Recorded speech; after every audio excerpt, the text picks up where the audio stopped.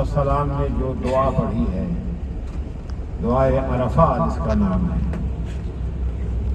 عام طور سے سارے حاجی جو بھی حج کرنے آتے ہیں وہ سب کے سب 9 ذی الحجہ کو ظہر سے لے کر کے مغرب تک یہاں پر قیام کرتے ہیں۔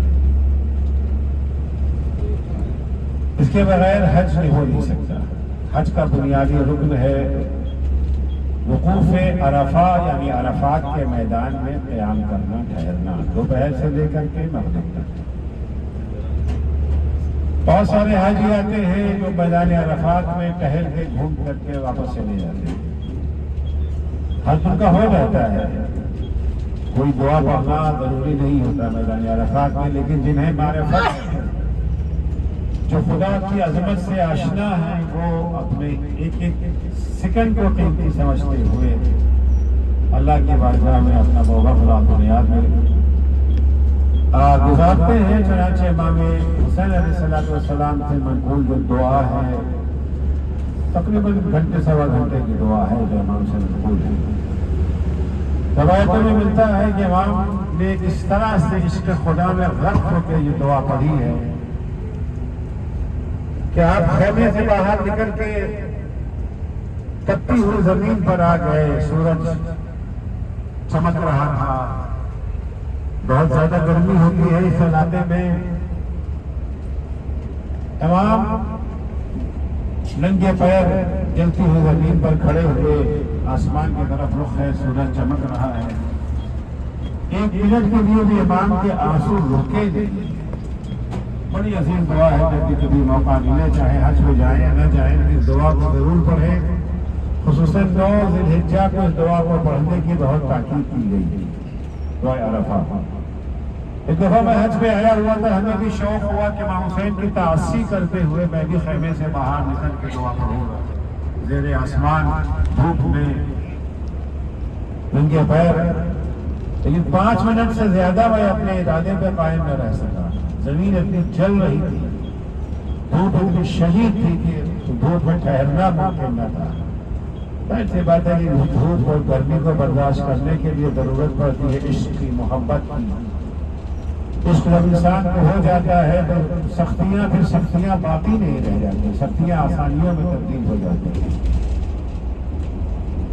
میدان عرفات کہنے کی ایک وجہ یہ بیان کی جاتی ہے کہ جب جناب آدم اور جناب حوا کو بہشت سے زمین پر بھیجا گیا، دونوں الگ الگ مقامات پر اترے۔ جناب حوا کے بارے میں ملتا ہے کہ وہ جدے میں آئے تھے۔ جدے کو جدہ اسی لیے کہا جاتا ہے، جدہ یعنی دادی۔ جدہ کا معنی جو ہے وہ دادی کے معنی ہے۔ جو کوئی دادی حوا یہاں پر اتاری گئی تھی، اس لیے اس کو جدہ کہا گیا۔ جناب آدم کے بارے میں مشہور یہ ہے کہ وہ جنہیں سری لنکا میں ان کو جگہ ملی ہے، وہاں پر جنت سے جب نکلے تو وہاں سری لنکا میں کوہ یہ جو بھسر اندیب کہا جاتا ہے، روایتوں میں ہے، کتنی صداقت ہے مجھے نہیں معلوم۔ وہاں آئے، اس کے بعد وہ حوا کو ڈھونڈتے ڈھونڈتے ڈھونڈتے یہاں تک پہنچے۔ میدان عرفات میں حوا سے ان کی ملاقات ہوئی۔ تو عربی میں اسے کہا جائے گا عرفت حوا آدم۔ حوا نے آدم کو پہچانا، کسی میدان میں پہچانا تھا، اس لیے اس کا نام ہی پڑ گیا عرفات، یعنی وہ جگہ جہاں جناب حوا نے جناب آدم کو پہچانا تھا۔ اب لگتا ہے کہ کافی عرصہ گزر گیا تھا ان دونوں کو ایک دوسرے سے جو ہے بچھڑے۔ تو عرفات کی وجہ بیان کی جاتی ہے، یا عرفات کو عرفات کہنے کی ایک وجہ یہ بھی بیان کی جاتی ہے کہ وہ جگہ ہے جہاں بندہ اللہ کی معرفت، اللہ کا عرفان حاصل کرتا ہے۔ بہت ہی بہترین منظر ہوتا ہے، بہترین موقع ہوتا ہے وہ 9 ذی الحجہ کا، جب سارے کے سارے حاجی یہاں پر اکٹھا ہو جاتے ہیں۔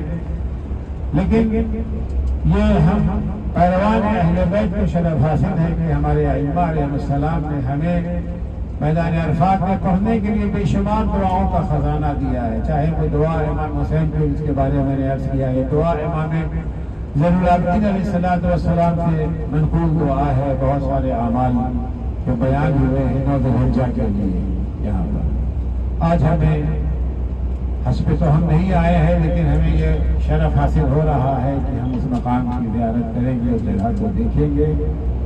اسی جگہ پر ایک اور جگہ ہے، پہاڑی ہے، جس کو کہا جاتا ہے جبل الرحمہ، رحمت کا پہاڑ اسے کہا جاتا ہے۔ حضور اکرم نے خطبہ وہاں کے اوپر یہ جو ہے بیان فرمایا تھا میدان عرفات۔ بظاہر شاید نماز کا موقع ہوگا یا نہیں ہوگا، نہیں معلوم، یہ تو جاوید